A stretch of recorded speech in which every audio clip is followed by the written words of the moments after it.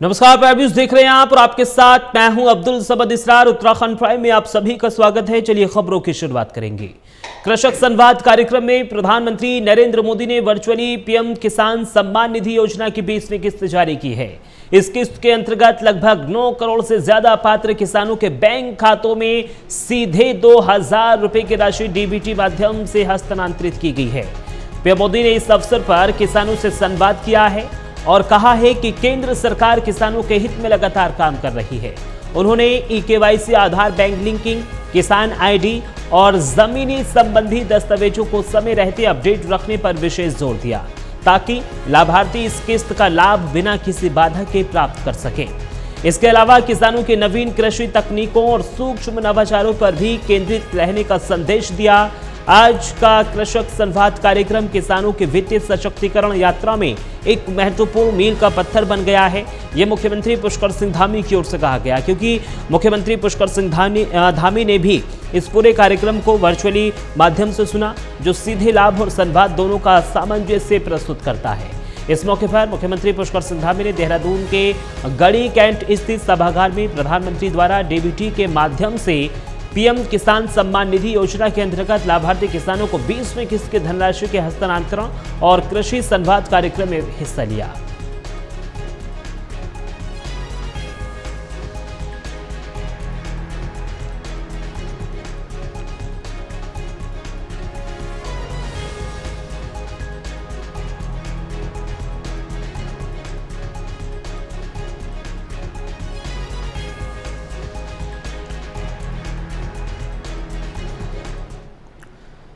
चलिए खबरों में आगे बढ़ेंगे। अगली खबर देहरादून से है, जहां उत्तराखंड में त्रिस्तरीय पंचायत चुनाव के परिणाम आने के बाद जहां बीजेपी में उत्साह का माहौल दिखाई दे रहा है, तो वहीं दूसरी तरफ कांग्रेस भी अपने प्रदर्शन से कहीं न कहीं संतुष्ट दिखाई दे रही है। लेकिन जिला पंचायत अध्यक्षों के लिए आरक्षण की सूची जारी होते ही कांग्रेस एक बार फिर से मुखर हो गई है। इसको लेकर कांग्रेस के वरिष्ठ नेता प्रतिम सिंह ने बीजेपी सरकार पर आरोप लगाते हुए कहा है कि भ्रष्टाचार में डूबी हुई प्रदेश सरकार ने जिला पंचायत अध्यक्ष के चुनाव का अनैतिक आरक्षण कर कांग्रेस को रोकने का जो असफल प्रयास किया है, हम इसके खिलाफ नियमानुसार आपत्ति भी दर्ज करेंगे और कोर्ट भी लड़ेंगे। साथ ही उन्होंने कहा कि हमारे पास पूर्ण बहुमत है और हम जिला पंचायत अध्यक्ष का चुनाव पूरी मजबूती के साथ लड़ेंगे और जीतेंगे भी। वहीं इस विषय पर बीजेपी की प्रदेश प्रवक्ता कमलेश रमन का कहना है कि कांग्रेस हमेशा वंशवाद को बढ़ावा देते हैं, इसलिए कांग्रेस के नेता पुत्र मोह में इस तरीके की बातें कह रहे हैं। आरक्षण सारी परिस्थितियों को देखकर जारी किया गया है। तमाम महिलाएं जीत के आई हैं, जिस कारण से महिलाओं को तवज्जो देते हुए आरक्षण निर्धारित किया गया है। कांग्रेस संशय के घेरे में इसलिए हमेशा रहती है कि पुत्र मोह जो है उनका, उसी को लेकर के वो हमेशा लड़ाई की बात करते हैं, उसी को लेकर के विरोध करते हैं। पुत्र मोह में अगर वो कोर्ट जाना चाहे तो जा सकते हैं, लेकिन महिलाएं भी जीत करके आई हैं और अगर महिला आरक्षण सीट आई है उस चुनाव के लिए तो मुझे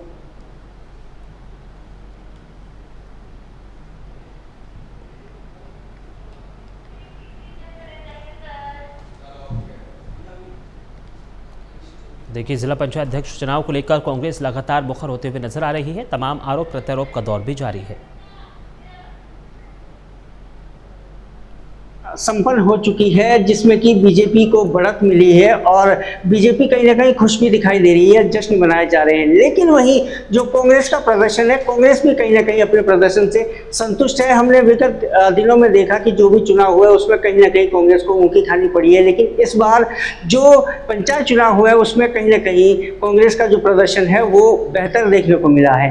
लेकिन सवाल अब एक खड़ा हो गया है, जबकि जिला पंचायत अध्यक्ष के लिए आरक्षण जो नियुक्त किए गए हैं उस पर कहीं ना कहीं कांग्रेस ने सवाल खड़े किए गए हैं। और कांग्रेस का कहना है कि जब से चुनाव प्रक्रिया शुरू हुई है तब से सरकार जो है अपनी मनमर्जी चला रही है, इसके खिलाफ वो न्यायिक प्रक्रिया में भी गए हैं। लेकिन अब जब आरक्षण एक बार फिर से आरक्षण प्रक्रिया शुरू हुई है तो उस पर कहीं ना कहीं सवाल खड़े कर दिए हैं कांग्रेस ने। और कांग्रेस का साफ तौर पर कहना है कि सरकार अपनी मनमानी कर रही है और अपनी इच्छानुसार जो आरक्षण है वो तय किया गया है, जिसके खिलाफ कांग्रेस प्रदर्शन करेगी और वहीं न्यायिक प्रक्रिया में जाने की बात भी कह रही है। अब देखने वाली बात होगी कि जो आपत्तियां हैं उस पर सरकार कितना संज्ञान लेती है और कांग्रेस का अगला कदम क्या होगा। अपने सहयोगी राहुल के साथ मदन सिंह, प्राइम न्यूज़, देहरादून।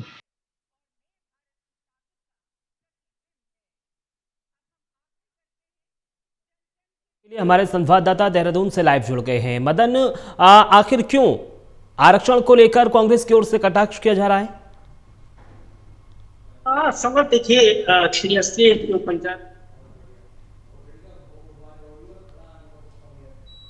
पार्टियां लेकिन जब आरक्षण निर्धारित किया गया जिला पंचायत अध्यक्ष के लिए, तो उस पर सवाल खड़े किए हैं कांग्रेस ने। और हालांकि जो कि यहाँ पे कांग्रेस के बड़े नेता हैं हरीश रावत, उन्होंने पहले से इसकी आशंका जताई थी कि जब जिला पंचायत अध्यक्ष के लिए जो आरक्षण होगा उसमें कहीं ना कहीं सरकार अपनी मनमानी करेगी। और ऐसा ही आरोप जो है प्रीतम सिंह भी लगा रहे हैं। खासतौर से जो देहरादून की सीटें, यहाँ पर कांग्रेस का अच्छा प्रदर्शन रहा है और कहीं ना कहीं कांग्रेस यहाँ पर बढ़त ले रही है। उसके साथ ही प्रीतम सिंह जो कि यहाँ पे बड़े नेता के रूप में जाने जाते हैं, उनके पुत्र ने भी चुनाव लड़ा और वो विजयी भी हुए। और ये उम्मीद भी जताई जा रही थी कि जिला पंचायत जो अध्यक्ष की सीट है वो प्रीतम सिंह का जो बेटा है अभिषेक सिंह, उनको जो है अध्यक्ष बनने का मौका इस बार मिल सकता है, क्योंकि पूर्ण बहुमत जो है कांग्रेस के पास है। लेकिन यहाँ पर जब आरक्षण निर्धारित किया गया तो यहाँ पर महिला के लिए आरक्षित ये सीट कर दी गई है, जिसको लेकर सवाल खड़े किए गए। और प्रीतम सिंह ने साफ तौर पर इस बात को कहा है कि हमारे पास पूर्ण बहुमत है, इसको लेकर हम लड़ेंगे और आपत्ति भी दर्ज करेंगे। और सीधे तौर पर अगर सरकार नहीं चाहती तो कोर्ट जाने की भी उन्होंने बात कही है। तो अब कहीं ना कहीं सवालों के घेरे में जो है आरक्षण की ये प्रक्रिया आ गई है। बहरहाल अभी आपत्तियां लगेंगी और 5 तारीख को जो है आपत्ति का निस्तारण भी होगा। उसके बाद ही जो तस्वीर है वो साफ हो पाएगी कि क्या इसमें कोई परिवर्तन होता है या आरक्षण जो है रहता है। लेकिन बहरहाल अभी तो जो है कांग्रेस ने साफ तौर पर इस बात को कहा है कि अगर तो निश्चित रूप से जो है कोर्ट का रुख करेंगे। मदन, देखिए, बीजेपी की ओर से कहा जा रहा है कि महिलाएं भी भारी तादाद में चुनाव जीत कर आई हैं। आरक्षण हमने महिलाओं को भी सर्वोपरि रखा है, यानी जो आरक्षण जारी किया गया है उसमें महिलाएं भी सर्वोपरि हैं। अगर इसमें महिलाओं की भागीदारी ज्यादा हो जाती है तो फिर क्यों कांग्रेस को इसमें आपत्ति है? निश्चित तौर पे देखिए, जिस तरीके का आरोप भी लगाया है भाजपा ने सीधे तौर पर प्रीतम सिंह पे कटाक्ष भी किया कि वो पुत्र मुंह में इस तरीके की बात कह रहे हैं। हालांकि जो 12 सीटें जिला पंचायत अध्यक्ष जहां पर की 12 सीटों पर ये चुनाव होने और 12 अध्यक्ष चुने जाएंगे, उसमें से 6 जो सीटें हैं वो महिलाओं के लिए यहाँ पर आरक्षित की गई है। जो अभी आरक्षण जारी हुआ है, तो निश्चित तौर पे ये तमाम बातें जो है निकल के सामने आएगी, क्योंकि सब लोग ये अपना पक्ष देख रहे हैं। लेकिन बहरहाल जब आपत्ति लगेगी उसके बाद जो है तस्वीर छटेगी, तो उसके बाद ही बताया जा सकता है कि जो है किस तरह की तस्वीर बनेगी। बहरहाल चक्राता जो विधानसभा सीट है वहां से जो है ये महिला सीट आरक्षित की गई है और वहां से तमाम महिलाएं भी जीत के आई है, जो कि सही बात है। बहरहाल क्योंकि प्रीतम सिंह ने सवाल खड़े किए हैं तो इस पे अब सियासत होना लाजमी है। जी ठीक है, बहुत बहुत शुक्रिया मदन, तमाम जानकारी हमारे साथ साझा करने के लिए। तो देखिए, लगातार कांग्रेस की ओर से तमाम आरोप और प्रत्यारोप का दौर जारी है। चलिए अब खबरों में आगे बढ़ेंगे। उत्तराखंड के जोशीमठ में लैंडस्लाइड, जोशीमठ में तेज बारिश से लैंडस्लाइड हुई है। हादसे में 4 मजदूरों के घायल होने की खबर है। बिजली कंपनी की साइट के पास ये लैंडस्लाइड हुआ है। तो बड़ी और अहम जानकारी उत्तराखंड के जोशीमठ से मिल रही है। जोशीमठ में तेज बारिश से भारी लैंडस्लाइड हुआ है। हादसे में 4 मजदूरों के घायल होने की खबर है। बिजली कंपनी की साइट के पास यहां पर लैंडस्लाइड हुआ है। तो उत्तराखंड के कई ऐसे इलाके हैं जहां पर लगातार भारी बारिश हो रही है। बारिश को लेकर लगातार मौसम विभाग की ओर से एडवाइजरी जारी भी की जा रही है। अब उत्तराखंड के जोशीमठ में लैंडस्लाइड हुआ है। तस्वीरें भी आप साफ देख सकते हैं। जो पहाड़ी इलाका है यहाँ पर, यानी ये जो लैंडस्लाइड की तस्वीरें हैं वो अपने आप में एक डरावनी तस्वीर है। किस तरीके से लैंडस्लाइड हो रहा है, जानकारी शुरुआत ये मिल रही है कि इसमें 4 मजदूर गंभीर रूप से घायल बताए जा रहे हैं। हालांकि सभी को नजदीकी अस्पताल में भर्ती करा दिया गया है। देखिए आपकी टीवी स्क्रीन पर ये तस्वीरें हम आप तक साझा कर रहे हैं। किस तरीके से जो पहाड़ी क्षेत्र है यहाँ पर पहाड़ जो है वो दरक रहा है, यानी भारी लैंडस्लाइड भारी बारिश के बाद यहाँ पर होता हुआ नजर आया। जो यहाँ पर लोग थे, ये देखिए एक और तस्वीर, भारी जो पहाड़ी है वो नीचे दरकती हुई नजर आ रही है और जो इसके आसपास लोग हैं वो डर और सहमे नजर आ रहे हैं। और इस खबर पर हम ज्यादा जानकारी के लिए हमारे संवाददाता संजय कुंवर जुड़ गए हैं। संजय, क्या कुछ ये पूरा मामला है? क्या इसमें 4 ही लोग घायल बताए जा रहे हैं? देखिए, पहले तो ये जो वाकया है ये ज्योतिर्मठ से पहले 12 किलोमीटर पहले जो हेलंग जो कि एलजीसी की जल विद्युत कंपनी की साइट जल विद्युत साइट है, उसके दूसरे छोर पे, अलकनंदा के दूसरे छोर पे है। हाईवे बिल्कुल असुरक्षित है। ये परियोजना दूसरे छोर पे इसका कार्य चल रहा था, तो आज दिन में अचानक ऊपर से भूस्खलन हो जाता है और नीचे जो है बैराज साइट में कार्य करने वाले मजदूरों में अफरा तफरी मच जाती है। हालांकि समय रहते दूसरे छोर से सड़क हाईवे की तरफ से लोगों ने जो है शोरगुल करके किसी तरह जो है मजदूरों को आसपास छुपने का जो है समय दिया और इस बीच जो है 2 से 3 मजदूर जो है घायल बताए जा रहे हैं। हालांकि वहाँ पे अभी रेस्क्यू टीम वहाँ पे ज्योतिर्मठ से पहुंच चुकी है। शासन प्रशासन की ओर से पूरा अमला वहाँ पे है और कम्युनिकेशन की प्रॉब्लम के चलते अभी सटीक आंकड़ा नहीं मिल पा रहा है, क्योंकि नदी के दूसरे छोर पे जो है ये रेस्क्यू अभियान चल रहा है। तो जैसे ही कोई ताजा अपडेट मिलेगा तो सूचित कर दिया जाएगा। लेकिन फिलहाल जिस तरह से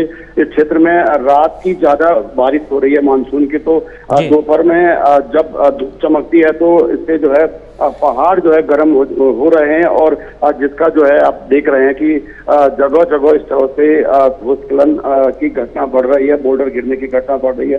गनीमत ये रही कि दिन का वक्त था तो जो मजदूर हैं वो तितर बितर हुए थे और कुछ लोग साइट के अंदर और ऑफिस के आसपास थे, और वरना जो है बड़ी जानमाल का नुकसान जो है इस भूस्खलन से हो सकता था। जी संजय, देखिए जो तस्वीरें सामने आई हैं वो अपने आप में एक डरावनी तस्वीरें हैं। क्या जिला प्रशासन की ओर से भी कोई आंकड़ा दिया गया है? अभी जो घायल हैं हालांकि उनकी हालत कैसी है, ये कुछ बयान जारी किया गया है जिला प्रशासन की ओर से?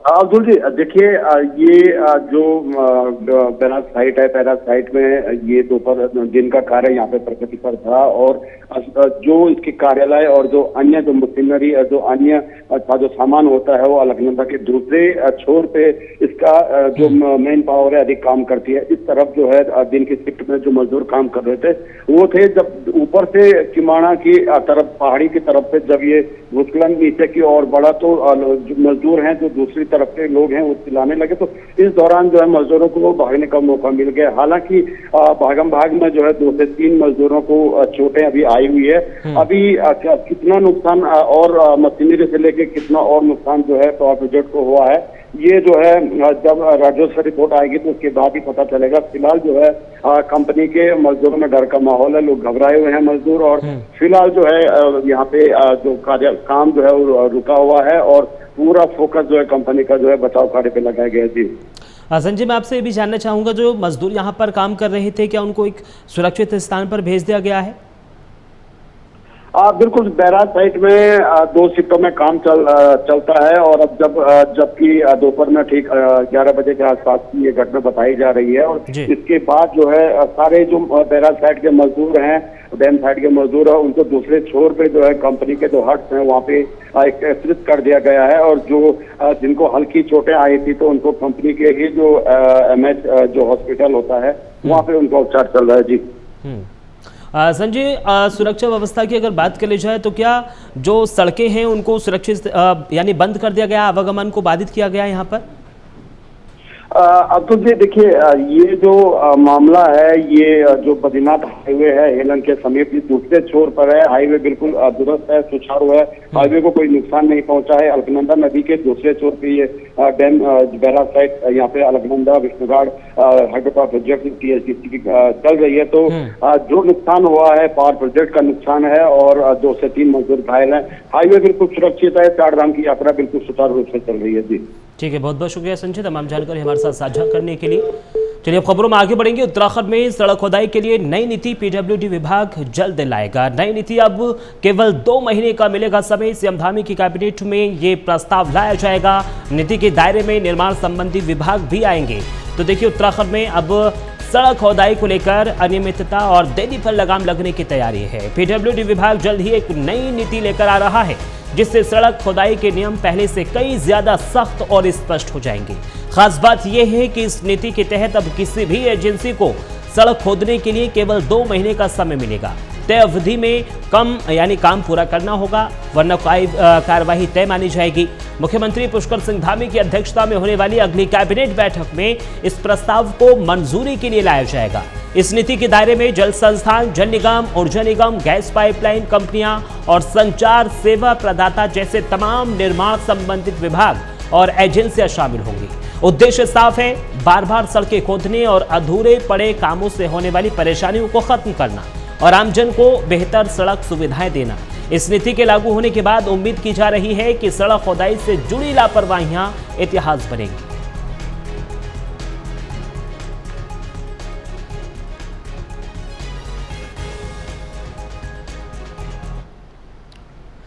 चलिए खबरों में आगे बढ़ेंगे। अगली खबर देहरादून से है, जहां मुख्यमंत्री पुष्कर सिंह धामी ने चमोली जिले के सारकोट गांव की नवनिर्वाचित प्रधान प्रियंका नेगी को बधाई दी है।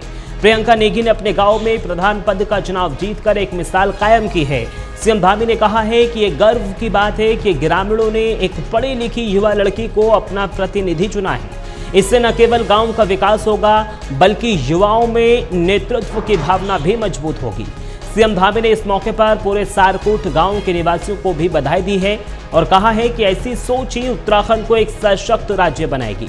उन्होंने प्रियंका को आगे के कार्यकाल के लिए शुभकामनाएं देते हुए भरोसा जताया कि वो गांव की तरक्की और महिला सशक्तिकरण की दिशा में नया उदाहरण पेश करेंगी।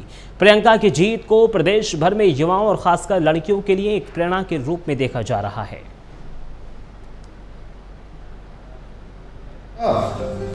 हाँ प्रियंका, बहुत बहुत बधाई, शुभकामनाएं। बहुत अच्छा लगा रिजल्ट देखा अभी कल आपका।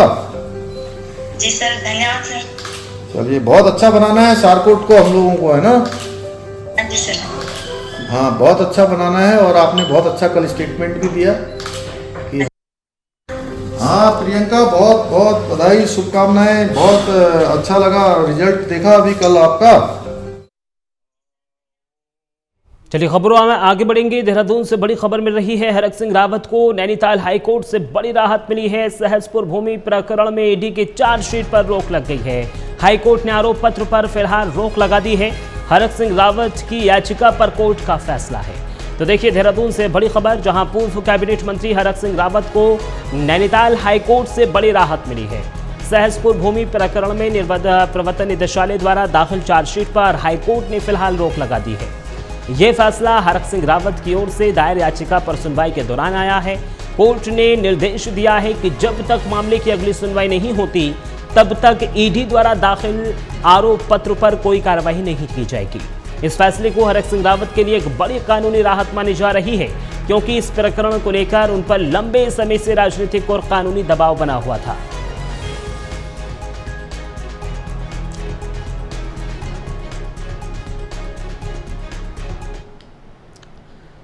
खबरों में आगे बढ़ेंगे। बद्रीनाथ धाम में श्रद्धालुओं की सुरक्षा के लिए चमोली पुलिस और भारतीय सेना मिलकर काम कर रही है। दरअसल चार धाम यात्रा 2025 के दौरान बड़ी संख्या में भक्त बद्रीनाथ धाम पहुंच रहे हैं। ऐसे में यात्रा को सुरक्षित और शांतिपूर्ण बनाने के लिए विशेष सुरक्षा व्यवस्था की गई है। मौसम और कठिन भौगोलिक परिस्थितियों को देखते हुए पुलिस और सेना की टीमें मंदिर परिसर, पैदल मार्ग, विश्राम स्थल और पार्किंग जैसे क्षेत्रों में संयुक्त रूप से काम करती हुई नजर आ रही हैं। हालांकि ये व्यवस्था सिर्फ सुरक्षा तक सीमित नहीं है, बल्कि श्रद्धालुओं को स्वास्थ्य सेवाएं, दिशा निर्देश, आपदा प्रबंधन और जरूरत पड़ने पर रेस्क्यू में भी मदद की जा रही है।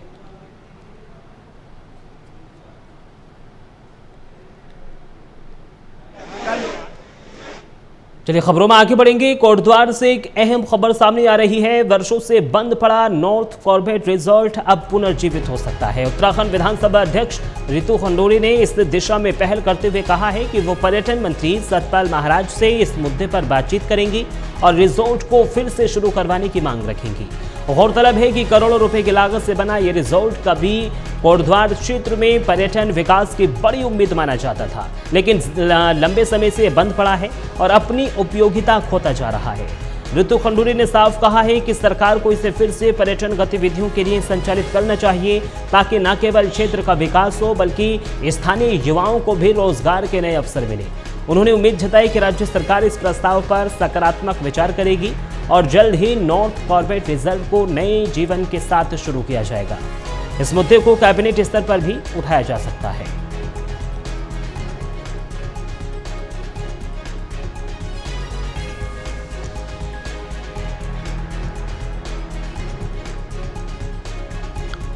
तो देखिए कोटद्वार नॉर्थ कॉर्पोरेट रिजल्ट की एक बार फिर से पुनर्जीवित की मांग की जा रही है। चलिए खबरों में आगे बढ़ेंगे। देहरादून से एक और बड़ी खबर, 3 अवैध मज़ारों को बुलडोजर से ध्वस्त किया गया है। रामनगर में अवैध मज़ार पर बुलडोजर चला है। 541 मज़ारें हटाई गई हैं, जबकि 7000 एकड़ जमीन मुक्त कराई गई है।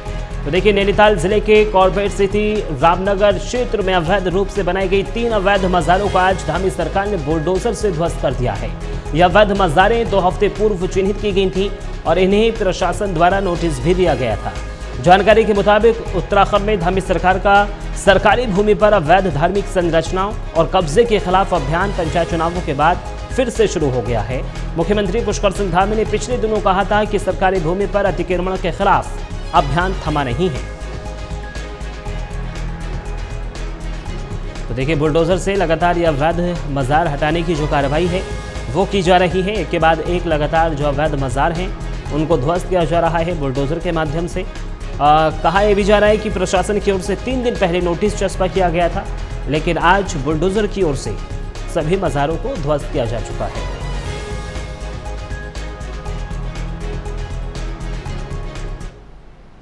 चलिए खबरों में आगे बढ़ेंगे। उत्तराखंड के प्रसिद्ध धार्मिक स्थलों में अब भीड़ नियंत्रण को लेकर नई पहल शुरू हो गई है। इसी क्रम में नैनीताल जिले स्थित कैची धाम से पर्यटकों की धारण क्षमता का सर्वे शुरू कर दिया गया है।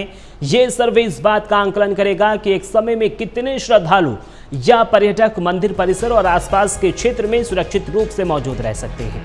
सरकार का उद्देश्य है कि आने वाले समय में श्रद्धालुओं की भीड़ को बेहतर ढंग से नियंत्रित किया जा सके, किसी भी आपात स्थिति से पहले ही निपटा जा सके और साथ ही साथ आपात स्थिति से पहले से ही निपटने की योजना बनाई जा सके। इस सर्वे के बाद मनसा देवी और चंडी देवी जैसे अन्य प्रमुख मंदिरों की धारण क्षमता का भी आंकलन किया जाएगा। इस प्रणाली से न केवल श्रद्धालुओं को बेहतर सुविधा मिलेगी, बल्कि स्थानीय प्रशासन के लिए भी भीड़ नियंत्रण और सुरक्षा सुनिश्चित करना आसान होगा।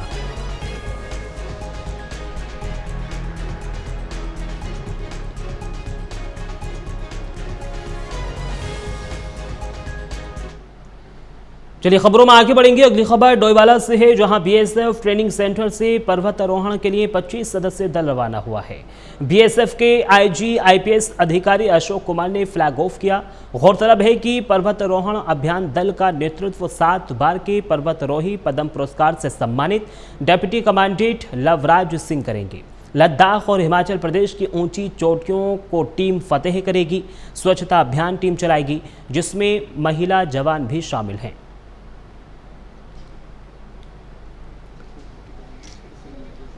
तो ये दल है, लगभग उसमें 22 सदस्य हैं और 3 एडम के लोग हैं। 25 लोगों का ये दल है, जो कि 4 चोटियों को कवर करेगा, जो कि सारी चोटियां 6000 फीट से ऊपर हैं, 6000 मीटर से ऊपर हैं। और मेरा पूर्ण विश्वास है कि हमारा दल ये चीज़ सफलतापूर्वक।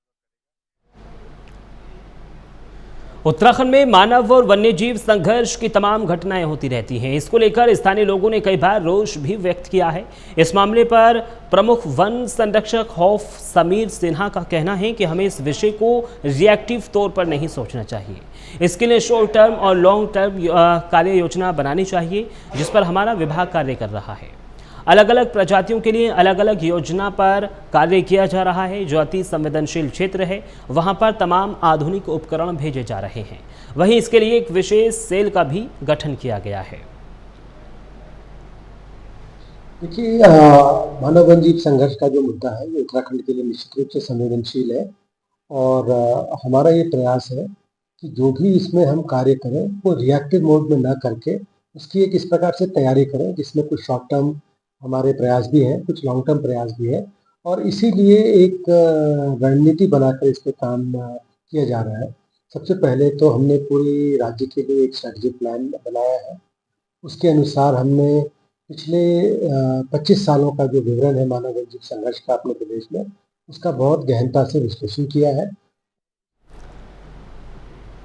और फिलहाल उत्तराखंड प्राइम में सिर्फ इतना ही। देश और दुनिया की तमाम बड़ी खबरों के लिए आप बने रहिए प्राइम न्यूज़ के साथ। नमस्कार।